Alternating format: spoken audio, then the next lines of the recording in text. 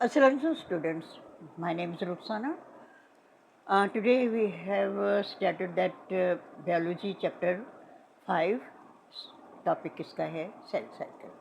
Okay जी, हमने मेटासिस का शुरू किया हुआ है.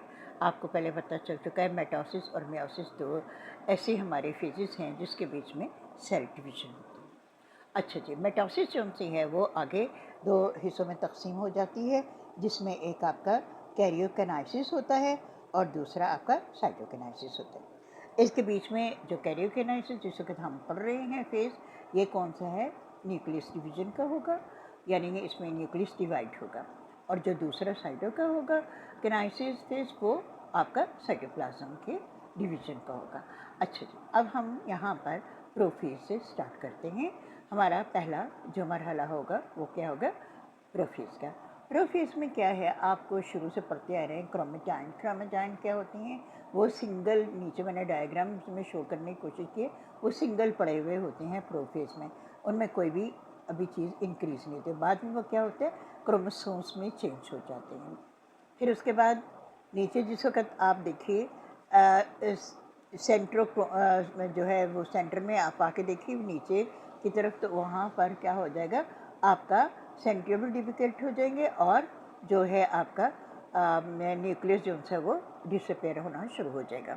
और ये जिस वक्त डिसअपेयर हो जाएंगे, न्यूक्लियस एनवलप यानी उसके गिर्द जो न्यूक्लियस की गिर्द उसका गुलाफ होता है या एनवलप होता है, वो उसको डिसअपेयर हो जाएगा यहाँ पर. अच्छा, जिसको कि ये डिसअपेयर होगा तो यहाँ पर क्या चीज़ आ जाएगी, स्पिंडल फाइबर्स जो से हैं वो इंक्रीज़ करना होना शुरू हो जाएंगे. और स्पिंडल फाइबर्स जो हैं वो जगह लेनी शुरू कर देंगे.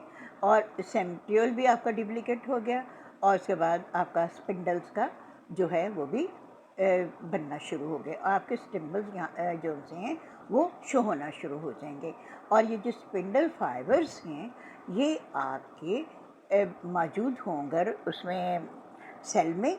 और स्पिंडल फाइबर जो से हैं वो जिस तरह के बच्चे धागा लेके दोनों हाथों पे घुमाते हैं और दोनों हाथ उनके आप समझ लीजिए पोल हैं, और सेंटर में जो धागा घूमेगा वो स्पिंडल है. तो ये जो सेंट्रोसोम्स हैं ये आपके किसके ऊपर आ जाते हैं? स्पिंडल फाइबर्स के ऊपर एक तरतीब से आ जाते हैं. ठीक है, एक तरतीब से आते हैं, और तरतीब से आने के बाद वो बिल्कुल अपने आप को अरेंज कर लेते हैं तरतीब के साथ. और वो वाला हिस्सा आपका क्या कहलाता है?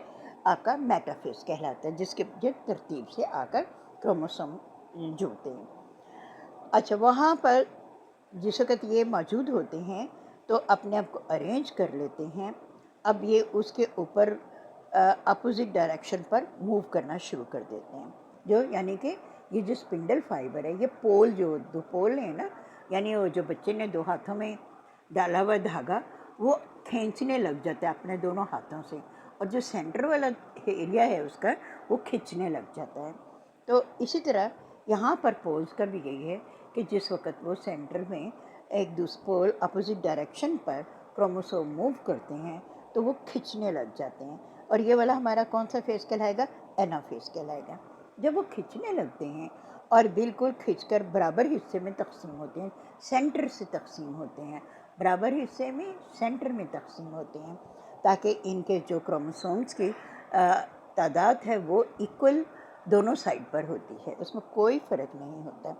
अच्छा, यहाँ पर क्या हो जाएगा जनाब, आपका अपोजिट डायरेक्शन में जिस वक्त ये हो जाएगा तो इसमें आपका सेंट्रियोल जो होता है वो सिकुड़ना शुरू हो जाता है, श्रिंक होना शुरू हो जाता है, और जो से हैं आपके क्रोमोसोम जो से हैं वो पोल की तरफ मूव करना शुरू हो जाते हैं. अब इसमें क्या है, देखिए हम ऑफ स्प्रिंग बना रहे हैं, नए सेल बन रहे हैं पुराने सेल से. पुराने सेल की चीज़ें सारी हमारी ख़त्म हो गई थी. अब हमारा ये जो नया सेल बनेगा, अब जो नया सेल बनेगा वो हमारा बनेगा टेलोफेज में. टेलोफेज में किस तरह बनेगा? उसमें सब चीज़ें जो सी हैं दोबारा शुरू होंगी.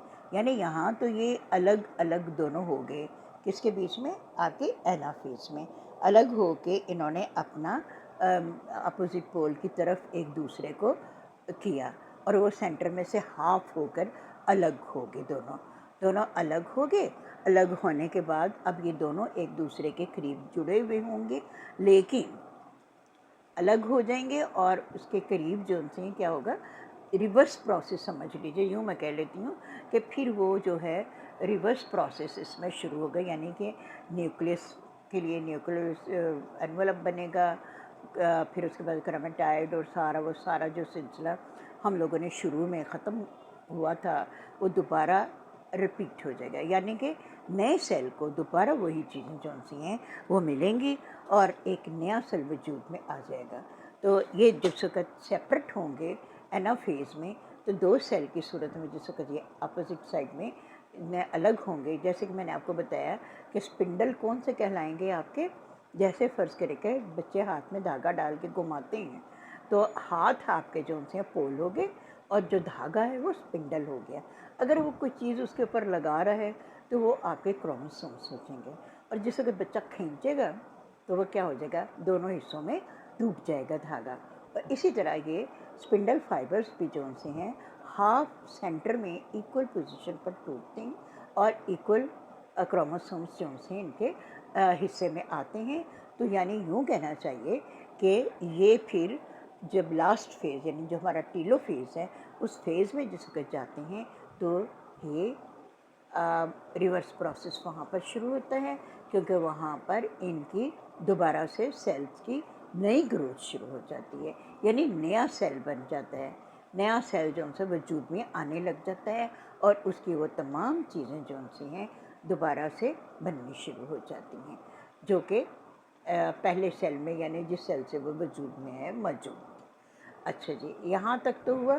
اب اس کا جو پلانٹس کا اور اینیملس کا ہے وہ ہم الگ سے بتائیں گے آپ کو۔ تو یہ آج ہمارا یہاں میٹوسس سیل جو ہے وہ یہاں پر ختم ہو جاتا ہے، اور ابھی اینیمل اور پلانٹ کے بارے میں آپ کو نیکسٹ لیکچر میں بتا دیں گے، اور آج کے لیے اتنا ہی۔